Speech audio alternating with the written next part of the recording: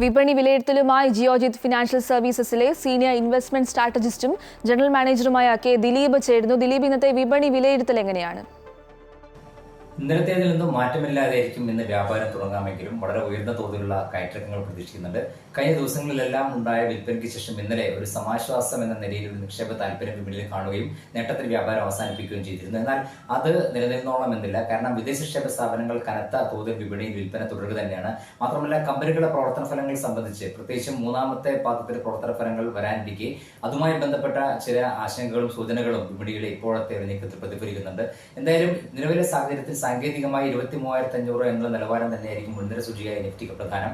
ആ ഒരു നിലവാരത്തിലാണ് ഇനി ഒരു അടിസ്ഥാന നിലവാരമായി കണക്കാക്കുന്നതിന് താഴേക്ക് നീങ്ങുകയാണെങ്കിൽ തീർച്ചയായും വിൽപ്പന തുറന്നേക്കാം.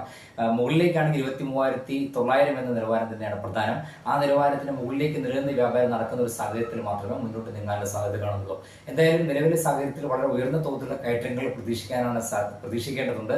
മാത്രമല്ല, വിദേശ നിക്ഷേപ സ്ഥാപനങ്ങൾ വിൽപ്പന തുടരുകയാണെങ്കിൽ അത് വിപണിയെ കൂടുതൽ സമ്മർദ്ദത്തിലാക്കാനും സാധ്യതയുണ്ട്. ഇപ്പോഴത്തെ ഒരു സാഹചര്യത്തിൽ ചെറുകിട നിക്ഷേപകരെ സംബന്ധിച്ചിടത്തോളം ദീർഘകാല അടിസ്ഥാനത്തിലേക്ക് നിക്ഷേപം ആസൂത്രണം ചെയ്യുന്നവരെ സംബന്ധിച്ചിടത്തോളം ഒരു മികച്ച ഓഹരികൾ വാങ്ങാനുള്ള അവസരമാണ്.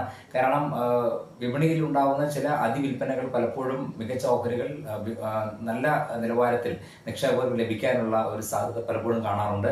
ആ ഒരു സാഹചര്യത്തിൽ അത്തരം അവസ്ഥകളെ പ്രയോജനപ്പെടുത്തുക വഴി ദീർഘകാല അടിസ്ഥാനത്തിലേക്ക് നിക്ഷേപം ചെയ്യാൻ ആഗ്രഹിക്കുന്നവർക്ക് വളരെ നല്ലൊരു അവസരമാണ്. എന്തായാലും ഇന്നലത്തേക്കാൾ മാറ്റമില്ലാതെയായിരിക്കും വ്യാപാരം തുടങ്ങുക. വളരെ ഉയർന്ന തോതിലുള്ള കയറ്റിറക്കങ്ങൾ പ്രതീക്ഷിക്കേണ്ടതുണ്ട്.